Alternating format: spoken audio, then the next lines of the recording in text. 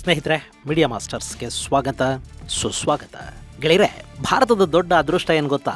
ಪಕ್ಕದಲ್ಲಿರೋ ಶತ್ರು ಪಾಕಿಸ್ತಾನ ಇದೆಯಲ್ಲ, ಅದು ತುಂಬ ಬುದ್ಧಿವಂತ ದೇಶ ಅಲ್ಲ ಮತ್ತು ಅವ್ರ ಹತ್ರ ಹೆಚ್ಚು ಸ್ಕ್ರಿಪ್ಟುಗಳಿಲ್ಲ ಅನ್ನೋದು. ಪಾಕಿಸ್ತಾನ ಭಾರತದಲ್ಲಿ ಉಗ್ರವಾದವನ್ನು ಹೆಚ್ಚು ಮಾಡಬೇಕು, ಆಗಾಗ ಭಾರತದಲ್ಲಿ ದಾಳಿಗಳನ್ನು ಮಾಡಿಸ್ತಲೇ ಇರಬೇಕು ಅಂತ ಅಂದುಕೊಳ್ಳುತ್ತೆ. ಅದಕ್ಕಾಗಿ ಪ್ರಯತ್ನಗಳನ್ನೂ ಮಾಡುತ್ತೆ. ಆದರೆ ಅವರ ಎಲ್ಲ ಪ್ರಯತ್ನಗಳ ಟೂಲ್ ಕಿಟ್ಟು ಒಂದೇ ಥರ ಇರುತ್ತೆ, ಸೇಮ್ ಸ್ಕ್ರಿಪ್ಟು. ಜನ ಬದಲಾಗ್ತಾರೆ ಅಷ್ಟೇ. ಈಗ ವಿಷಯ ಏನು ಅಂದರೆ, ಭಾರತದಲ್ಲಿ ಆಗಸ್ಟ್ 15 ಹಿಂದೆ ಮುಂದೆ ದೊಡ್ಡ ಮಟ್ಟದ ದಾಳಿಗಳನ್ನು ಮಾಡೋದಕ್ಕೆ ಸಿದ್ಧ ಆಗಿದ್ದ ಒಂದು ನೆಟ್ವರ್ಕ್ ಅನ್ನ ಭಾರತದ ಏಜೆನ್ಸಿಗಳು ಹೆಡೆಮುರಿ ಕಟ್ಟಿವೆ. ಒಂದೆರಡಲ್ಲ, ಸುಮಾರು 14ಕ್ಕೂ ಹೆಚ್ಚು ಆಪರೇಷನ್ಗಳಾಗಿವೆ. ನಾನಾ ರಾಜ್ಯಗಳಲ್ಲಿ ಆರೋಪಿಗಳನ್ನು ಬಂಧಿಸಲಾಗಿದೆ. ಅದರಲ್ಲಿ ಉತ್ತರ ಪ್ರದೇಶದಿಂದ ಅತಿ ಹೆಚ್ಚು ಸಂಖ್ಯೆಯಲ್ಲಿ ಬಂಧನಗಳಾದ್ರೆ, ಕರ್ನಾಟಕದಲ್ಲಿ ಕೂಡ ಒಂದಷ್ಟು ಮಂದಿಯನ್ನ ಅರೆಸ್ಟ್ ಮಾಡಿದ್ದಾರೆ. ಈ ಜಾಲ ಪಾಕಿಸ್ತಾನದ ISI ಆದೇಶದ ಮೇರೆಗೆ ಕೆಲಸ ಮಾಡ್ತಾ ಇತ್ತು ಮತ್ತು ಅದನ್ನ ಅಲ್ಲಿ ಕೂತ ಭೂಗತ ಪಾತಕಿ ಶಹಜಾದ್ ಭಟ್ಟಿ ಆಪರೇಟ್ ಮಾಡ್ತಾ ಇದ್ದ ಅಂತ ಹೇಳಲಾಗ್ತಾ ಇದೆ. ಬಂಧಿತರಿಂದ ಅಪಾರ ಪ್ರಮಾಣದ ಗ್ರೆನೇಡ್ಗಳನ್ನು ವಶಪಡಿಸಿಕೊಂಡಿದ್ದಾರೆ. ಹಾಗಾದ್ರೆ ಏನಿದು ಪಾಕಿಸ್ತಾನದ ಪ್ಲಾನ್? ಯಾರಿ ಶಹಜಾದ್ ಭಟ್ಟಿ? ಅವನ ಮೊಡಸ್ ಆಪರಂಡಿ ಏನು? ಬನ್ನಿ ನೋಡೋಣ.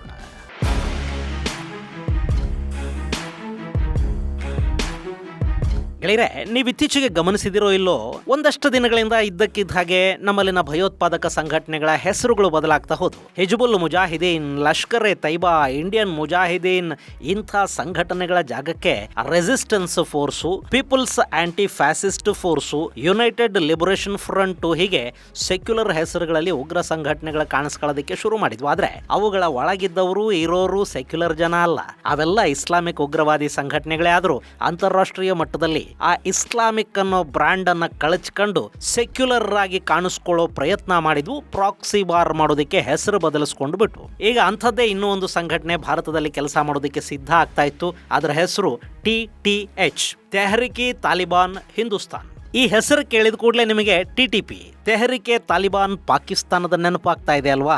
ಆಫ್ಘನಿಸ್ತಾನದ ತಾಲಿಬಾನಿಗಳಿಂದ ಪ್ರೇರಣೆ ಪಡ್ಕೊಂಡು ಖೈಬರ್ ಭಾಗದಲ್ಲಿ ಹುಟ್ಟಿದ TTP ಇವತ್ತು ಪಾಕಿಸ್ತಾನದ ಸೇನೆಯ ವಿರುದ್ಧ ಅಲ್ಲಿ ಹೋರಾಡ್ತಾ ಇದೆ. ಅದೇ ಸಂಘಟನೆ ಭಾರತಕ್ಕೆ ಬಂದು ಇಲ್ಲಿ TTH ಆಯ್ತು ಅಂತ ನೀವೇನಾದ್ರೂ ಅಂದ್ಕೊಂಡ್ರೆ ಅಥವಾ ಇದರ ಹಿಂದೆ ಆಫ್ಘನಿಸ್ತಾನ ಇದೆ ಅಂತ ಭಾವಿಸಿದ್ರೆ ಅದು ಭ್ರಮೆ ಆಗುತ್ತೆ.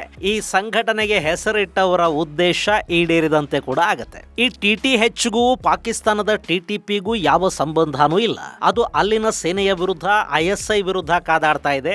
ಒಂದು ಕಾಲಕ್ಕದು ಉಗ್ರ ಸಂಘಟನೆಯಾಗಿ ಹುಟ್ಕೊಂಡಿತ್ತು. ಆದ್ರೆ ಈಗ ಖೈಬರ್ ಭಾಗದ ಸ್ವಾತಂತ್ರ್ಯಕ್ಕಾಗಿ ಹೋರಾಟ ಮಾಡ್ತಾ ಇರೋ ಸಂಘಟನೆಯ ತರ ಈ TTP ತನ್ನ ರೂಪವನ್ನ ಬದಲಾಯಿಸಿಕೊಂಡಿದೆ. ಆದ್ರೂ ಇದು ಬಲೂಚ್ ಲಿಬರೇಷನ್ ಪಡೆಗಳ ಹಾಗಲ್ಲ. ಬಲೂಚ್ ಪಡೆಗಳಿಗೆ ಮತದ ಅಜೆಂಡಾಗಳು, ಅಮಲುಗಳು ಸದ್ಯಕ್ಕಿಲ್ಲ. ಅವರು ಬಲೂಚಿ ಬುಡಕಟ್ಟು ಜನಾಂಗ ವಾಸ ಮಾಡೋ ಭೂಪ್ರದೇಶವನ್ನ ಪಾಕಿಸ್ತಾನದಿಂದ ಬಿಡುಗಡೆಗೊಳಿಸೋದಕ್ಕೆ ಹೋರಾಟವನ್ನು ಮಾಡ್ತಾ ಇದ್ದಾರೆ. ಅಲ್ಲಿ ಮತದ ಅಮಲಿಲ್ಲ, ಶರಿಯಾದ ಹುಚ್ಚು ಕೂಡ ಸದ್ಯಕ್ಕೇನು ಕಾಣ್ತಾ ಇಲ್ಲ. ಆದ್ರೆ TTP ಅನ್ನೋದು ಹಾಗಲ್ಲ. ಅದು ಆಫ್ಘನ್ ತಾಲಿಬಾನ್ ಮತ್ತು ದಿಯೋಬಂದ್ ಸ್ಕೂಲ್ನ ಮಿಶ್ರಣ. ಹೀಗಾಗಿ ಅಲ್ಲಿ ಮತ ಅನ್ನೋದು ಮುಖ್ಯವಾಗಿ ಕಾಣುತ್ತೆ. ಶರಿಯಾ ಲಾ ಇರೋ ತರದ ಪಾಕಿಸ್ತಾನನ ಮಾಡಬೇಕು ಅಂತ ಅವರು ಭಾವಿಸಿದ್ದಾರೆ. ಪಾಕ್ ಸೇನೆಯ ವಿರುದ್ಧ ಅವರು ಹೋರಾಟ ಮಾಡ್ತಾ ಇದ್ದಾರೆ. ಆದ್ರೆ ಈಗ ಭಾರತದಲ್ಲಿ ಕೇಳಿ ಬರ್ತಾ ಇರೋ ಈ TTH ಇದೆಯಲ್ಲ, ಇದು ಪಾಕಿಸ್ತಾನದ ISI ತಾನೇ ಮುಂದೆ ನಿಂತು ಭಾರತದಲ್ಲಿ ಶುರು ಮಾಡಿಸೋದಕ್ಕೆ ಹೋದ ಸಂಘಟನೆ. ಇದರ ಹಿಂದಿರೋನ ಹೆಸರು ಶಹಜಾದ್ ಭಟ್ಟಿ. ಅದಕ್ಕೇನೆ ನಾನು ಆಗ್ಲೇ ಪಾಕಿಸ್ತಾನದ ಬಳಿ ಹೆಚ್ಚು ಐಡಿಯಾಗಳಿಲ್ಲ ಅಂತ ಹೇಳಿದ್ದು. ಅವ್ರು ಅಲ್ಲಿರೋ TTP ನೋಡಿ ಇಲ್ಲಿ TTH ಅಂತ ಒಂದು ಸಂಘಟನೆ ಶುರು ಮಾಡಿಸಿ ಅದರ ಅಪಕೀರ್ತಿ ಆಫ್ಘನಿಸ್ತಾನಕ್ಕೆ ಹೋಗ್ಬಿಡ್ಲಿ ಅನ್ನೋ ತರದ ಸ್ಕೀಮ್ ಮಾಡಿದ್ರು. ಆದ್ರೆ ಭಾರತದ ಏಜೆನ್ಸಿಗಳು ಎಷ್ಟು ಆಕ್ಟಿವ್ ಆಗಿವೆ ಅಂದ್ರೆ, ಆ ಸಂಘಟನೆ ಇಲ್ಲಿ ಹುಟ್ಟುಕೊಂಡ ಕೂಡಲೇ ಅದನ್ನ ಮಟ್ಟ ಹಾಕೋ ಪ್ರಯತ್ನಗಳು ಕೂಡ ಇಲ್ಲಿ ಶುರು ಆದವು. ಮೊನ್ನೆ ದೇಶದ ನಾನಾ ಭಾಗಗಳಲ್ಲಿ ಕಾರ್ಯಾಚರಣೆಯನ್ನು ಮಾಡಿ ಒಂದು ದೊಡ್ಡ ನೆಟ್ವರ್ಕ್ ಅನ್ನ ಭೇದಿಸಿರೋ ಬಗ್ಗೆ ಖುದ್ದು ಕೇಂದ್ರ ಗೃಹ ಸಚಿವ ಅಮಿತ್ ಶಾ ಟ್ವೀಟ್ ಮಾಡಿ ಹೇಳ್ಕೊಂಡಿದ್ದಾರೆ.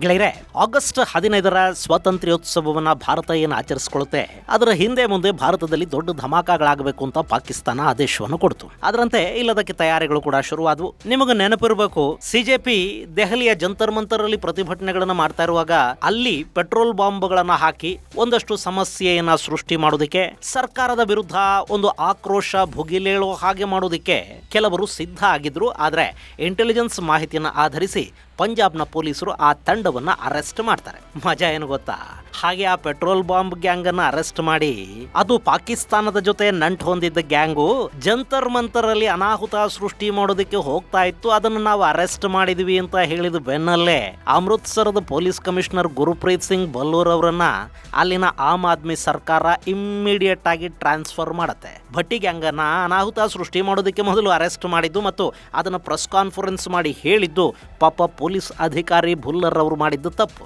ಇರ್ಲಿ, ಆ ಗ್ಯಾಂಗ್ ಅರೆಸ್ಟ್ ಆದ ನಂತರ ಕೂಡ ಸಾಕಷ್ಟು ಕಡೆಗಳಲ್ಲಿ ಪೊಲೀಸರು ರೇಡ್ಗಳನ್ನ ಮಾಡ್ತಾ ಹೋದ್ರು. ಆಗಸ್ಟ್ 12ನೇ ತಾರೀಕು ಏಕಕಾಲಕ್ಕೆ ಒಟ್ಟು 14 ರಾಜ್ಯಗಳಲ್ಲಿ ಕಾರ್ಯಾಚರಣೆಯನ್ನ ನಡೆಸಲಾಯಿತು. ಅಲ್ಲಿ ಒಟ್ಟು 253 ಜನರನ್ನ ಪೊಲೀಸರು ವಶಕ್ಕೆ ಪಡ್ಕೊಂಡ್ರು. ಆ ಪೈಕಿ ಅತಿ ಹೆಚ್ಚು ಅಂದ್ರೆ 62 ಮಂದಿಯನ್ನ ಉತ್ತರ ಪ್ರದೇಶ ಒಂದರಲ್ಲಿ ಅರೆಸ್ಟ್ ಮಾಡಲಾಯಿತು. ಹಾಗೆ ಹರಿಯಾಣದಿಂದ 52, ದೆಹಲಿಯಿಂದ 51, ಪಂಜಾಬ್ ಇಂದ 44 ಮಂದಿ, ರಾಜಸ್ಥಾನದಿಂದ 15 ಮಂದಿ, ಮಹಾರಾಷ್ಟ್ರದಿಂದ 8, ಉತ್ತರಾಖಂಡದಿಂದ 5, ಕರ್ನಾಟಕ, ಗುಜರಾತ್, ಬಿಹಾರಗಳಿಂದ ತಲಾ 3 ಜನ ಮತ್ತು ತೆಲಂಗಾಣ, ಹಿಮಾಚಲ್ ಪ್ರದೇಶ, ಜಮ್ಮು ಕಾಶ್ಮೀರ, ಕೇರಳಗಳಿಂದ ತಲಾ 2 ಪೊಲೀಸರು ವಶಕ್ಕೆ ಪಡ್ಕೊಂಡಿದ್ದಾರೆ. ಅವರ ವಿರುದ್ಧ ಅನ್ಲಾಫುಲ್ ಆಕ್ಟಿವಿಟೀಸ್ ಪ್ರಿವೆನ್ಷನ್ ಆಕ್ಟ್ ಮತ್ತು BNS ಅಂದ್ರೆ ಭಾರತೀಯ ನ್ಯಾಯ ಸಂಹಿತೆ, ಶಸ್ತ್ರಾಸ್ತ್ರಗಳ ಕಾಯ್ದೆ, ಮಾದಕ ವಸ್ತುಗಳ ನಿಗ್ರಹ ಕಾಯ್ದೆ NDPS ಆಕ್ಟ್ ಹಾಗೂ ಸ್ಫೋಟಕ ವಸ್ತು ಕಾಯ್ದೆಗಳ ಅಡಿಯಲ್ಲಿ ಪ್ರಕರಣಗಳನ್ನ ದಾಖಲು ಮಾಡಲಾಗಿದೆ.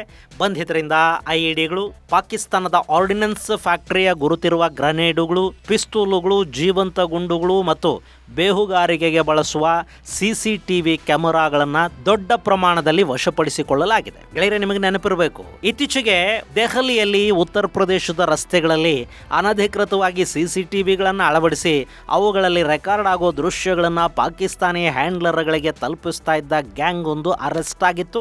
ನಿಮಗೆ ಗೊತ್ತಿದೆ ಅಲ್ವಾ? ಅದರಲ್ಲಿ ಬಹುತೇಕ ಅಪ್ರಾಪ್ತ ವಯಸ್ಸಿನ ಹುಡುಗರ ಇದ್ರು.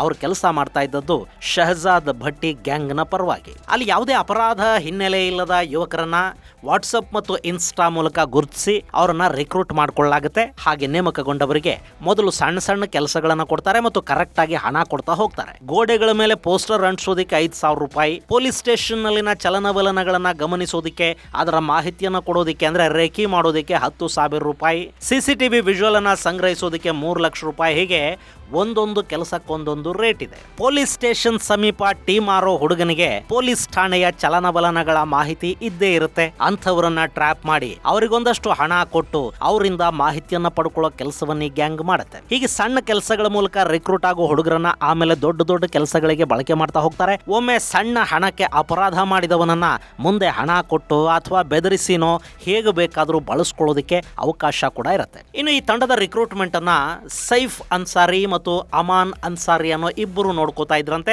ಅವರು ಕೂಡ ವಾಟ್ಸಪ್ ಹಾಗೂ ಇನ್ನಿತರ ಮೆಸೆಂಜರ್ ಆ್ಯಪ್ಗಳ ಕ್ರಿಪ್ಟಿಕ್ ಮೆಸೇಜ್ಗಳ ಮೂಲಕವೇ ಈ ಭಟ್ಟಿಯ ಸಂಪರ್ಕಕ್ಕೆ ಬಂದಿದ್ರು. ಆ ನಂತರ ದುಬೈಗೆ ಹೋಗಿ ಅಲ್ಲಿ ಅವನನ್ನು ಭೇಟಿ ಕೂಡ ಆಗಿ ಬಂದರು. ದುಬೈ ಅನ್ನೋದು ಕೆಲ ಕಾಲ ಈ ಭಟ್ಟಿಯ ರಿಕ್ರೂಟ್ಮೆಂಟ್ ಸೆಂಟರ್ ಥರ ಕೂಡ ಕೆಲಸ ಮಾಡ್ತಾ ಇತ್ತು ಅಂತ ಹೇಳಲಾಗುತ್ತೆ. ಇಲ್ಲಿ ಪಾಕಿಸ್ತಾನದ ISI ಭಾರತದಲ್ಲಿ ಆಪರೇಟ್ ಮಾಡೋದಕ್ಕೆ ಈ ಶಹಜಾದ್ ಭಟ್ಟಿ ಅನ್ನೋ ಅಂಡರ್ ವರ್ಲ್ಡ್ ಕ್ರಿಮಿಯನ್ನ ಬಳಕೆ ಮಾಡ್ಕೋತಾ ಇದೆ. ಅವನು ಪಾಕಿಸ್ತಾನದಲ್ಲಿ ಸ್ಮಾಲ್ ಟೈಮ್ ಪಾತಕಿಯಾಗಿದ್ದ. ಆನಂತರ ಇದ್ದಕ್ಕಿದ್ದ ಹಾಗೆ ಸೋಷಿಯಲ್ ಮೀಡಿಯಾದ ಇನ್ಫ್ಲೂಯೆನ್ಷಿಯರ್ ಆದ, ಮತದ ಬಗ್ಗೆ ಪ್ರವಚನಗಳನ್ನ ಕೊಡೋದಕ್ಕೆ ಶುರು ಮಾಡ್ದ. ಸೋಷಿಯಲ್ ಮೀಡಿಯಾದಲ್ಲಿ ಅವನ ಫಾಲೋವರ್ಸ್ ಸಂಖ್ಯೆ ಹೆಚ್ಚಾಗ್ತಾ ಹೋಯ್ತು. ಆನಂತರ ಅವನು ದುಬೈಗೆ ಶಿಫ್ಟ್ ಆದ. ಅಲ್ಲಿ ಸ್ವಲ್ಪ ದಿನ ಇದ್ದ. ಅಲ್ಲಿ ಕೂಡ ISI ಇವನನ್ನ ನೆಲೆಗೊಳಿಸಿತ್ತು ಅಂತ ಹೇಳ್ತಾರೆ. ಆನಂತರ ಲಾಹೋರ್ಗೆ ಶಿಫ್ಟ್ ಆದ. ಈಗ ಅವನನ್ನ ಬ್ರೆಜಿಲ್ ಇಡಲಾಗಿದೆ ಅಂತ ಕೂಡ ಹೇಳಲಾಗುತ್ತೆ. ಅವನು ಭಾರತದಲ್ಲಿ ತನ್ನ ಪಂಜಾಬ್ ನೆಟ್ವರ್ಕ್ ಅನ್ನ ಬಳಸ್ತಾನೆ. ಅಪ್ರಾಪ್ತ ವಯಸ್ಸಿನ ಹುಡುಗರ ಮೂಲಕ ಅಪರಾಧ ಮಾಡಿಸ್ತಾ ಹೋಗ್ತಾನೆ. ಅವರಿಗೆ ಆಯುಧಗಳು ಸಿಗುತ್ತವೆ. ಅವರ ಮೂಲಕ ಡ್ರಗ್ ಪೆಡ್ಲಿಂಗ್ ಮಾಡಿಸಲಾಗುತ್ತೆ. CCTV ದೃಶ್ಯಾವಳಿಗಳನ್ನ ತರಿಸಿಕೊಳ್ಳೋ ಕೆಲಸ ಕೂಡ ನಡೆಯುತ್ತೆ. ಅವರ ಮೂಲಕವೇ ಟಾರ್ಗೆಟ್ ಕಿಲ್ಲಿಂಗ್ಸ್ ಕೂಡ ನಡೆಯುತ್ತವೆ. ಇಲ್ಲಿ ಕೆಲಸ ಮಾಡೋ ಹುಡುಗರಿಗೆ ಒಂದಷ್ಟು ಹಣ ಸಿಗುತ್ತೆ. ಯಾರೋ ಕೆಲಸ ಹೇಳ್ತಾರೆ, ಮತ್ಯಾರೋ ಹಣ ಕೊಡ್ತಾರೆ, ಇನ್ಯಾರೋ ಡ್ರಗ್ಸು ಆಯುಧಗಳನ್ನ ತಂದು ಕೊಡ್ತಾರೆ. ಇವರು ಯಾರೋ ಹೇಳಿದ ಕೆಲಸವನ್ನ ಎಕ್ಸಿಕ್ಯೂಟ್ ಮಾಡಬೇಕು ಅಷ್ಟೇ. ಕೆಲಸ ಕೊಟ್ಟವರು ಯಾರು, ಯಾಕೆ, ಇದರ ಹಿಂದೆ ಏನಿದೆ, ಯಾರಿದ್ದಾರೆ, ಅದು ಯಾವುದು ಕೂಡ ಸಾಕಷ್ಟು ಬಾರಿ ಅಪ್ರಾಪ್ತರಿಗೆ ಗೊತ್ತು ಕೂಡ ಆಗೋದಿಲ್ಲ. ಹಾಗೆ ಇಲ್ಲಿ ಕೆಲಸ ಮಾಡೋ ಹುಡುಗರಿಗೆ ದೊಡ್ಡ ಮಟ್ಟದ ಅಪರಾಧದ ಹಿನ್ನೆಲೆ ಇರೋದಿಲ್ಲ. ಹೀಗಾಗಿ ಅವರು ಪೊಲೀಸರ ಕಣ್ಣಿಗೂ ಬೇಗ ಬೀಳೋದಿಲ್ಲ. ಇನ್ನು ಶಹಜಾದ್ ಭಟ್ಟಿ, ಅವನ ಮೂಲ ಹೆಸರು ಶಹಬಾಜ್ ರಾಣಾ, ಪಾಕಿಸ್ತಾನದ ಪಂಜಾಬ್ ಪ್ರಾಂತ್ಯಕ್ಕೆ ಸೇರಿದವನು. ಗುಪ್ತಚರ ಸಂಸ್ಥೆ ISI ಜೊತೆ ನಿಕಟ ಸಂಬಂಧವನ್ನ ಇವನು ಇಟ್ಟುಕೊಂಡಿದ್ದಾನೆ. ಈ ಹಿಂದೆ ವಿವರವಾಗಿ ಇವನ ಬಗ್ಗೆ ಒಂದು ವಿಡಿಯೋ ಮಾಡಿದ್ದೀನಿ. ಆ ವಿಡಿಯೋ ಲಿಂಕ್ ಅನ್ನ ಡಿಸ್ಕ್ರಿಪ್ಷನ್ ಬಾಕ್ಸ್ ಅಲ್ಲಿ ಮತ್ತು ಕಾಮೆಂಟ್ ಬಾಕ್ಸ್ ಅಲ್ಲಿ ಕೊಡ್ತಾ ಇದ್ದೀನಿ, ನೀವು ಅದನ್ನು ಕೂಡ ನೋಡಬಹುದು. ಈಗ ಈ ಶಹಜಾದ್ ಭಟ್ಟಿ ಟೆರರ್ ಹ್ಯಾಂಡ್ಲರ್ ಆಗಿ ISI ಪರ ಕೆಲಸ ಮಾಡ್ತಾ ಇದ್ದಾನೆ. ಒಂದು ಕಾಲಕ್ಕೆ ದಾವೂದ್ ಇಬ್ರಾಹಿಂ ಮತ್ತು ಅವನ ಅಂಡರ್ವರ್ಲ್ಡ್ ಗ್ಯಾಂಗ್ ಅನ್ನ ಬಳಸ್ಕೊಂಡು ಪಾಕಿಸ್ತಾನ ಭಾರತದಲ್ಲಿ ಏನು ಮಾಡಬೇಕು ಅಂತ ಪ್ರಯತ್ನ ಪಡ್ತೋ, ಈಗ ಅದೇ ಕೆಲಸವನ್ನ ಈ ಭಟ್ಟಿ ಮೂಲಕ ಮಾಡಿಸ್ತಾ ಹೋಗ್ತಾ ಇದೆ. ಬಹುಶಃ ದಾವೂದ್ ಇನ್ನು ಪಾಕಿಸ್ತಾನಕ್ಕೆ ಕೆಲಸಕ್ಕೆ ಬರೋದಿಲ್ಲ, ಹಾಗಾಗಿ ಅವನ ಜಾಗಕ್ಕೆ ಮತ್ತೊಂದು ಮುಖವನ್ನ ಅವರು ಸಿದ್ಧ ಮಾಡಿದ್ದಾರೆ. So same script, same style, operator ಬದಲಾಗಿದ್ದಾನೆ ಅಷ್ಟೇ. ಇವನು ಭಾರತದಲ್ಲಿ ಸೃಷ್ಟಿ ಮಾಡಿರೋ ತಂಡಕ್ಕೆ TTH ಅನ್ನೋ ಹೆಸರನ್ನಿಟ್ಟಿದ್ದಾನೆ. ಅಲ್ಲಿ ಕೂಡ ಪಾಕಿಸ್ತಾನ ತನ್ನ ನೆಲದ ಸಂಘಟನೆಯೊಂದರ ಹೆಸರನ್ನ ಕಾಪಿ ಪೇಸ್ಟ್ ಮಾಡಿದೆ.